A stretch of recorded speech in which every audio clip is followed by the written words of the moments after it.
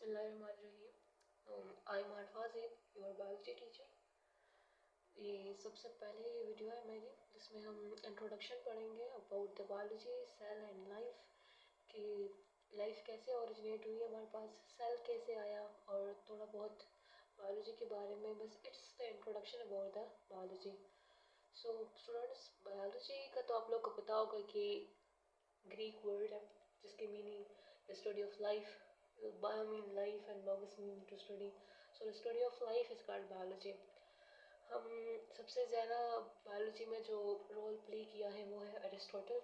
सो हम उसको father of biology कहते हैं।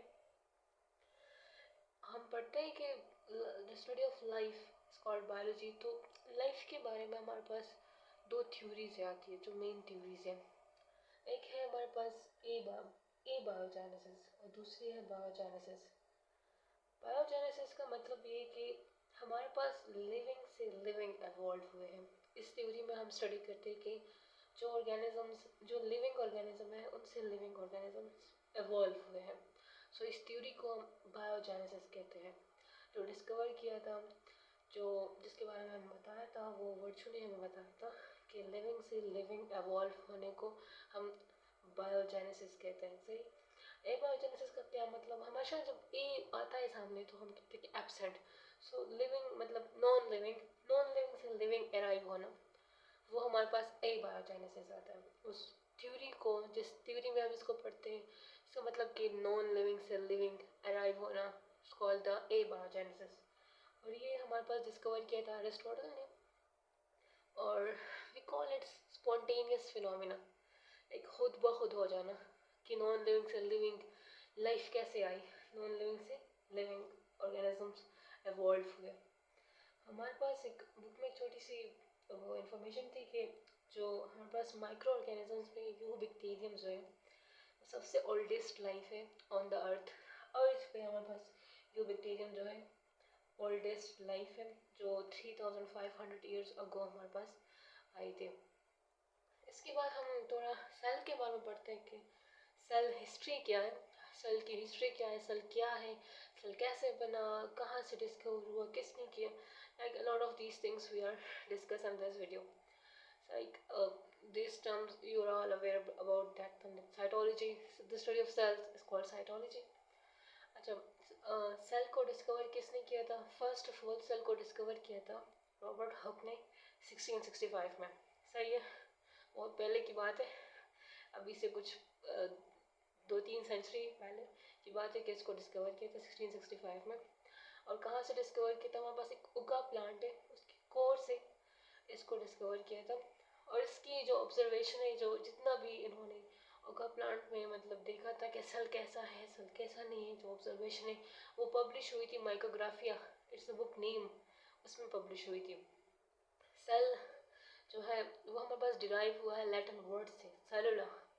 सेलुला से डिराइव हुआ है, जिसका मतलब स्मॉल रूम और एम्प्टी अपार्टमेंट, स्मॉल रूम और एम्प्टी अपार्टमेंट। अभी इस टाइम जो है ना डिस्कवर नहीं हुआ था कि इसके अंदर ऑर्गेनेलीज है, इसके अंदर सेल न्यूक्लियस है, इसके अंदर DNA, chromosomes, Golgi bodies, like a lot of these things are not discover in that time because it's very far away 1665। और जब ये जो ऑर्गेनेलीज है तो अभी भी डिस्कवर होता, तो उस टाइम के लिहाज से इसको एक लैटिन वर्ड सेलुला से डिराइव किया था, जिसका मतलब कि स्मॉल रूम, स्फेयर था। Only we are consider it a sphere, it is empty sphere से। सो इसको इसी बेस पे सेलुला का नाम दे दिया गया। तो ये लाइक तो बाद में फिर डिस्कवर हुआ कि इसके अंदर ऑर्गेनेलीज है, like a lot of these things है। सही। अच्छा, हमारे पास सेल को हम basic structural and functional unit मानते हैं। ये भी हम किसी से भी पूछ लें कि व्हाट इज सेल, सो उसके डेफिनेशन में हम बोलते हैं कि it's the structural functional unit. सही है। अब बात आती है कि स्ट्रक्चरल और फंक्शनल यूनिट कैसे। स्ट्रक्चरल का मतलब कि एक चीज़ की बिल्डिंग कैसी हुई है। हमारी बॉडी है, हम मल्टी सेलुलर है, हमारे अंदर बहुत सारा सेल्स है, मिलियन ट्रिलियन सेल्स है हमारे अंदर। सो हमारी बॉडी सेल्स से बनी है। कैसे बनी है? पहले सेल एक सेल था, हम खुद पहले सेल से बने ना, सेल एक सेल थे हम, फिर 2 सेल हो गए, डिवीजन स्टार्ट होगी, डिवीजन होने लगी। सो ऐसे ही हमारे पास बहुत सारे सेल्स बन गए, फिर जब सेल्स कंबाइन होकर टिश्यूज़ बनाते, फिर टिश्यूज़ के बाद हमारे पास ऑर्गन्स बनते, ऑर्गन्स के बाद ऑर्गन सिस्टम बनते, उसमें हमारा पूरा ऑर्गेनिज्म बनता है। तो इस सेल जो है वो हमारे पास बेसिक यूनिट है, वो स्ट्रक्चरल यूनिट है। लाइक एक दीवार है, एक वॉल है, ईंटों से बनी है, तो उसका जो एक ईंट है हम उसको सेल कह सकते हैं। लाइक अभी अगर in the term of biology हम उसको, तो वो पूरी दीवार का जो बेसिक स्ट्रक्चरल यूनिट है वो ईंट ही है उसकी। तो इस तरह हमारी बॉडी का जो स्ट्रक्चरल यूनिट है वो सेल है। फंक्शनल कैसे, लाइक हमारी बॉडी में जितने भी फंक्शन होते हैं, जितने भी, लाइक वो है मेटाबॉलिक प्रोसेस है, एनर्जी के लिहाज से जितने भी हमारे पास जो फंक्शंस होते हैं वो एकदम द सेल होते हैं। सेल से उनके पास वो ऑर्डर आता है कि you do this, you not do this, like ये सब बात। तो ये हमारे पास फंक्शनल यूनिट है, बेसिक यूनिट है हमारी बॉडी का। सही है। इस पे बहुत ज़्यादा साइंटिस्ट ने काम किया, लेकिन जो हमारे पास फेमस थ्योरी सेल थ्योरी बनी है, जो बहुत ज़्यादा इंपॉर्टेंस रखती है, वो सेल थ्योरी। अभी हम पढ़ते हैं कि सेल थ्योरी कहाँ से आई और किसने किया है इसको। तो सेल थ्योरी जो हमारे पास है वो 2 जर्मन साइंटिस्ट थे, श्वान एंड शेल्डन। श्वान जो था वो जोलॉजिस्ट था, एंड शेल्डन जो था जो बॉटनिस्ट था। जोलॉजिस्ट और बॉटनिस्ट का ही बता देती हूँ कि जोलॉजिस्ट वो होते हैं जो जोलॉजी पढ़ते हैं, और जोलॉजी कौन पढ़ते हैं, the study of animals is called zoology and the study of plants is called botany. So जो बॉटनी पढ़ता है उसको बॉटनिस्ट कहते हैं, जो एनिमल्स के बारे में स्टडी करते हैं उसको हम जोलॉजिस्ट कहते हैं। सही है। हमारे पास सेल थ्योरी के मेन पॉइंट्स जो है वो हमारे पास फर्स्ट ऑफ ऑल तो यही है कि cell is a structural and functional unit, जो भी मैंने आपको डिस्कस किया बता दिया। सही है। लिविंग, दूसरा जो पॉइंट है वो इसका ये है कि लिविंग ऑर्गेनिज्म में भी यूनिसेलुलर और मल्टीसेलुलर। हमारी बुक में लिखा गया है कि सेल कंपोज्ड ऑफ वन और मोर सेल्स, वन और मोर सेल्स। मैंने यहाँ पे लिखा है कि unicellular multicellular, it's the same meaning. कैसे कि एक सेल, एक लिविंग ऑर्गेनिज्म है, वो एक सेल पे भी डिपेंड है, वो एक सेल से भी बन सकते हैं, वो बहुत सारे सेल से भी बन सकते हैं। जो एक सेल से बना है उसको हम यूनिसेलुलर कहते हैं, जो एक सेल से बना है उसको हम यूनिसेलुलर कहते हैं। जो ज़्यादा सेल से बने उसको हम मल्टीसेलुलर कहते हैं। जैसे मल्टीपल सेल से बने उसको मल्टीसेलुलर कहते हैं। हम ह्यूमंस जो है, हम जो ह्यूमंस हैं वो मल्टीसेलुलर है।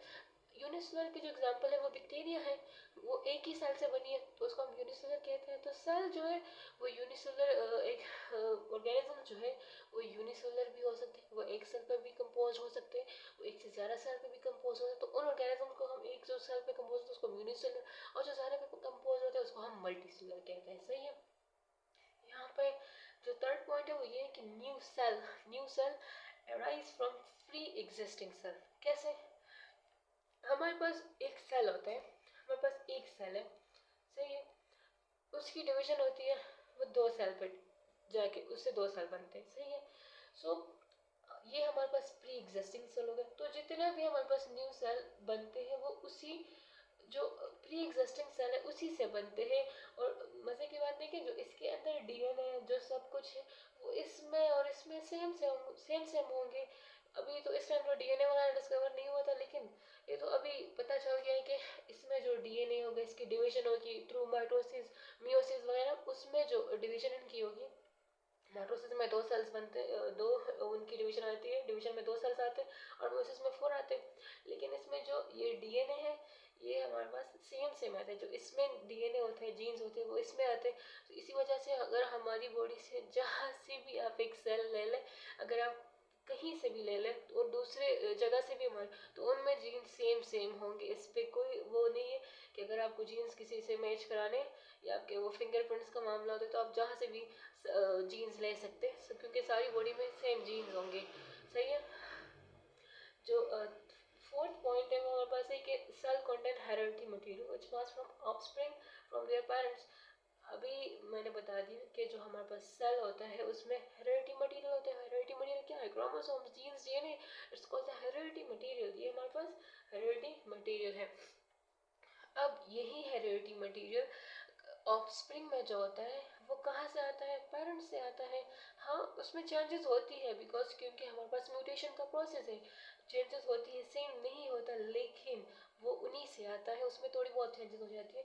जो हमारे पास हेरेडिटरी मटेरियल होता है जो सेल के अंदर होता है वो ऑफस्प्रिंग में जो होता है वो पेरेंट से ही आता है। सही है।